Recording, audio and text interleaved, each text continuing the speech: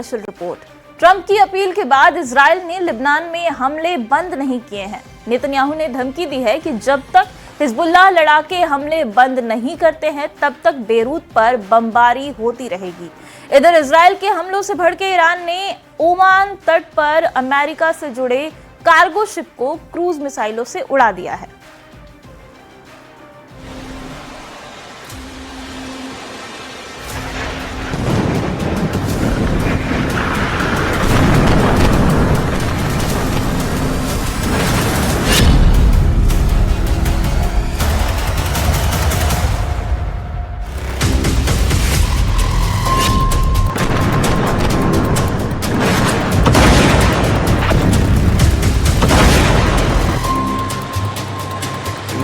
ईरानी media में breaking news दी जा रही है।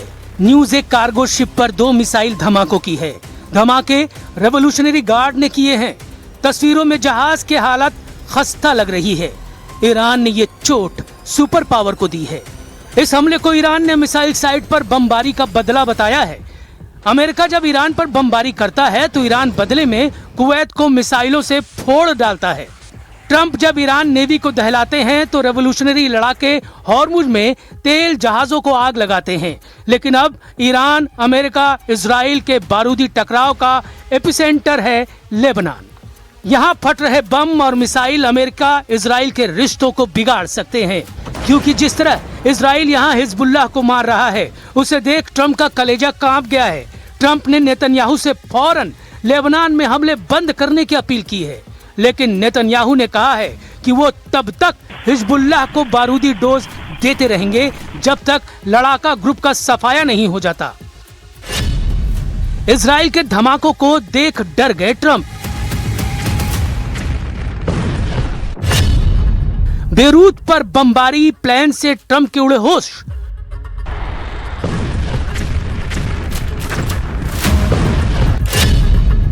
ट्रंप ने कहा, बीबी तुमसे सब नफरत करते हैं।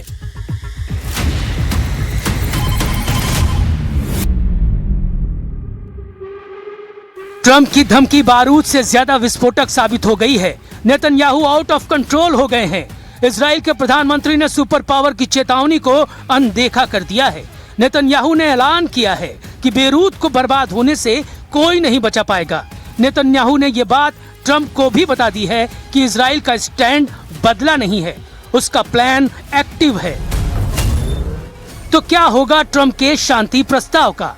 क्योंकि ईरान ने कहा है कि अगर अब लेबनान पर एक भी बम फटा तो तेल अवीव में मिसाइलों की आंधी आएगी। ईरान की सेना ने चेतावनी दी है, अगर इजराइल ने लेबनान में हमला किया तो उसकी ओर से जवाब दिया जाएगा। इजरायली आर्मी की ओर से लेबनान में बमबारी और कई इलाके खाली करने की धमकी देने के बाद ईरान ने भी इजरायली इलाकों को खाली करने का मैसेज भेज दिया है। ईरान के खातम अल अंबिया सेंट्रल हेडक्वार्टर से इब्राहिम ज़ुल्फ़ागारी ने नेतन्याहू के नाम पैगाम भेजा है। قرارگاه مرکزی حضرت خاتم الانبیا صلی الله علیه و آله و سلم دقایقی پیش با هشدار به نخست وزیر رژیم صهیونیستی اعلام کرد نتانیاهو در ادامه شرارت‌های خود در منطقه ضاحیه و بیروت را تهدید. ईरान फिलहाल हॉर्मुज फ्रंट पर पूरा फोकस बनाए हुए है। ईरान ने अमेरिका के हमलों का बदला लेने तक का ऐलान कर दिया है।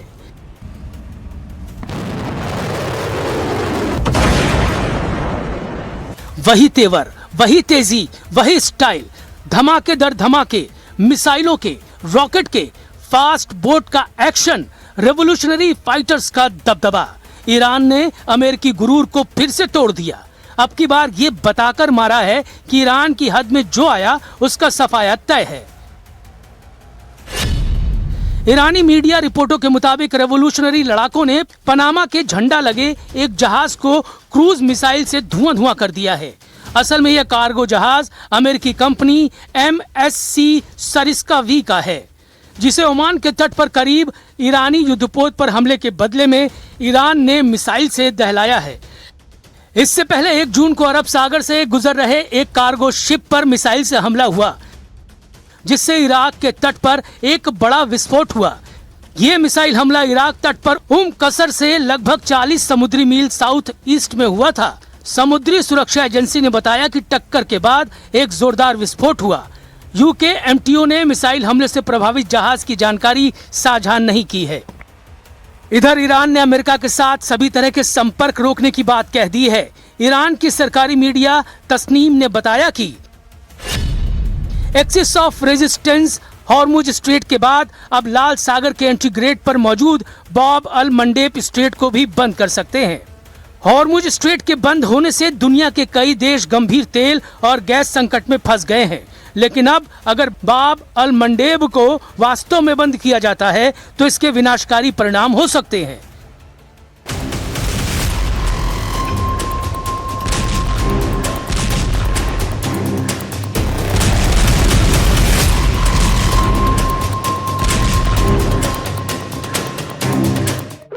ईरान ने दूसरा ऑयल रूट बंद किया तो हाहाकार मचना तय है, क्योंकि बाब अल मंडेब को गेट ऑफ टीयर्स यानी आंसुओं का द्वार भी कहा जाता है। बाब अल मंडेब एक बेहद संकरा समुद्री रास्ता है जो लाल सागर को अदन की खाड़ी और हिंद महासागर से जोड़ता है। इसके एक तरफ यमन है, दूसरी तरफ अफ्रीका के जिबूती और इरिट्रिया देश हैं। अपनी सबसे सकरी जगह पर यह सिर्फ 26 से 29 किलोमीटर चौड़ा है। फोर्ब्स के मुताबिक दुनिया के कुल समुद्री व्यापार का लगभग 12 से 14% हिस्सा इसी छोटे से रास्ते से होकर गुजरता है। एशिया से यूरोप जाने वाले लगभग सभी कमर्शियल कंटेनर जहाज यहीं से निकलते हैं। खाड़ी देशों से यूरोप और अमेरिका जाने वाले तेल और लिक्विफाइड नेचुरल गैस के टैंकर इसी रास्ते का इस्तेमाल करते हैं। यहाँ से रोजाना लगभग 40 से 50 लाख बैरल कच्चा तेल गुजरता है। इसलिए अगर ईरान वाकई इसे बंद करता है तो ऐसा कर वो पूरी दुनिया को रुला सकता है। हॉर्मुज और बाब अल मंडेब दोनों के बंद होने का मतलब होगा कि दुनिया की कुल तेल और गैस सप्लाई का 25% हिस्सा पूरी तरह से लॉक हो जाएगा। हॉर्मुज स्ट्रेट में ईरान की मंजूरी के बिना घुसना मना है। अब दूसरे तेल गलियारे में बैरियर लगाकर रेवोल्यूशनरी लड़ाके ट्रंप से बराबरी की डील की मांग कर रहे हैं। ईरान की बारूदी फास्ट बोट पहरेदारी कर रही है। जिस भी जहाज पर शक होता है उसे रेवोल्यूशनरी लड़ाके रॉकेट धमाकों से ब्रेक लगा दे रहे हैं। लेकिन अमेरिका कितनी देर शांत रहेगा? ट्रंप कब तक युद्ध समझौते का इंतजार करेंगे?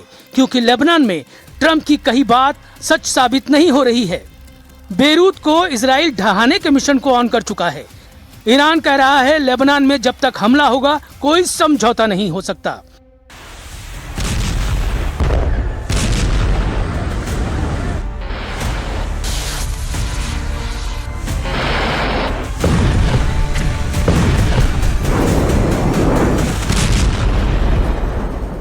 کردیم و کماکان تأکید داریم بر این نکته که آتش بس در لبنان بخش لاینفک هر گونه آتش بس و هر گونه توافق نهایی برای خاتمه جنگ هست.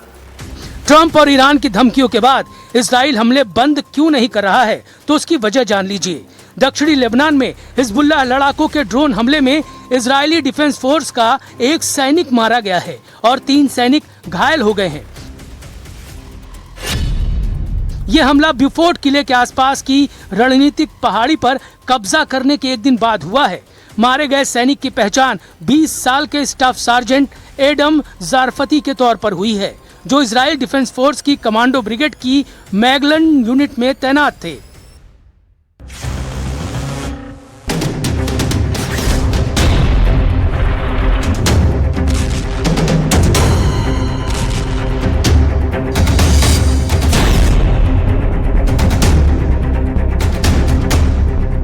दो दिनों के युद्ध में दूसरे इजरायली सैनिक की मौत से युद्ध भड़क गया है। हिजबुल्लाह लड़ाके अब रात में फर्स्ट पर्सन व्यू ड्रोन की बौछार से इजराइल को दहला रहे हैं। इसलिए आईडीएफ ने हिजबुल्लाह आतंकियों को नबाती से खदेड़ना शुरू कर दिया है। इजराइल ने धमकी दी है कि नबाती में रहने वाले लेबनानी नागरिक इलाके को जल्द खाली कर दे। नागरिकों को जहरानी नदी के उत्तर भाग जाने की चेतावनी दी गई है। इजराइल ने दक्षिणी लेबनान में एक बड़ा बफर जोन बना लिया है। ये बफर जोन लेबनान के कुल क्षेत्रफल का लगभग 10% हिस्सा है, जिसकी सीमा इजराइल से लिटानी नदी और भूमध्य सागरीय तट से लेकर सीरियाई सीमा माउंट हार्मोन तक है।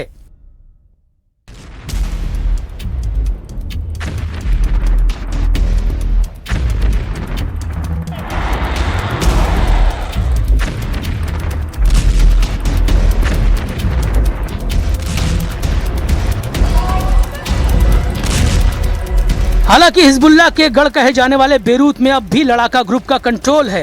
हिजबुल्लाह चीफ नईम कासिम ताज पोशी के बाद सबसे ज्यादा दिन तक इजराइल को चैलेंज दे रहे हैं। इजराइल के लिए सबसे बड़ी मुश्किल ट्रंप की बढ़ती नाराजगी है।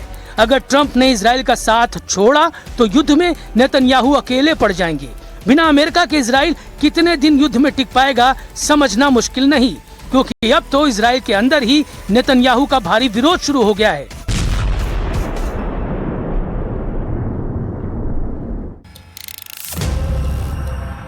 एक तरफ दक्षिण लेबनान में इजराइल नए नए किले फतह कर रहा है, दूसरी तरफ उन किलों पर कब्जा जमाए रखने के लिए नेतन्याहू के सामने सैनिकों का संकट खड़ा हो गया है। इजराइल के कंट्रोल वाले पश्चिमी यरूशलेम में कोहराम मचा हुआ है।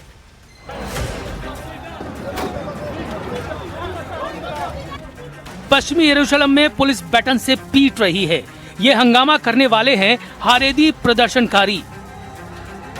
इन्होंने सेना में भर्ती के खिलाफ मोर्चा खोला हुआ है। हारेदी यहूदियों की रैली नेतन्याहू को बार बार चैलेंज कर रही है।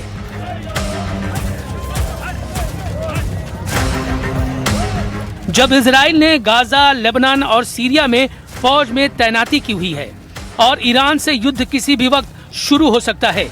इजराइल की सेना में भर्ती का मुद्दा बहुत गरमाया हुआ है। अनिवार्य सर्विस का विरोध चल रहा है। इस विरोध का सेंटर पॉइंट वो हारेदी यहूदी समुदाय है जो नहीं चाहता कि उस पर सेना में अनिवार्य सर्विस का दबाव डाला जाए। इसी डिमांड के साथ हजारों लोग यरूशलेम में इकट्ठा हुए। इजराइल में नेतन्याहू को हिजबुल्लाह और हमास से इतनी बड़ी टक्कर नहीं मिली जितना इजराइल के अंदर हारेदी समुदाय का विरोध उनके लिए मुसीबत बन चुका है। भ्रष्टाचार के मुकदमों के अलावा अब ये भीड़ नेतन्याहू पर आग बबूला है। ये लोग युद्ध में नहीं जाना चाहते। हारेदी यहूदियों की दलील है कि पवित्र किताब तोरा का अध्ययन इजराइल की हिफाजत करता है। ऐसा करना उनकी ही जिम्मेदारी है, इसलिए उन्हें फौज में भर्ती से छूट मिलनी चाहिए। हारेदी यहूदियों का मानना है कि सेना का माहौल उनके धार्मिक नियमों से अलग है, जहां पुरुष और महिलाएं साथ रहते हैं। खाने पीने के नियम भी ऐसे हैं जो उनकी प्रार्थना के नियमों से मेल नहीं खाते। हारेदी यहूदी समुदाय इजराइल देश की स्थापना को भी सही नहीं मानता। ऐसे में हारेदी युवाओं की धार्मिक आस्था कमजोर होती है।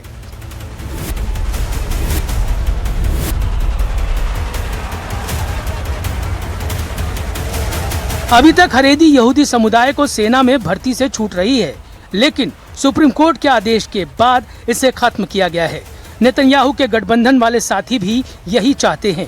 ऐसे में नेतन्याहू सरकार से हारेदी समुदाय की टक्कर तेज होती जा रही है, लेकिन नेतन्याहू की दिलेरी से दुश्मन वाकिफ हैं।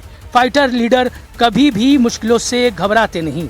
दुश्मनों की भीड़ कितनी ही बड़ी क्यों न हो, इजराइल टकराने से बचता नहीं। इजराइल जमकर लड़ रहा है। फैसला ट्रंप को करना है कि वो साथ देंगे या नहीं, क्योंकि ये युद्ध इजराइल से ज्यादा उनकी साख का सवाल है।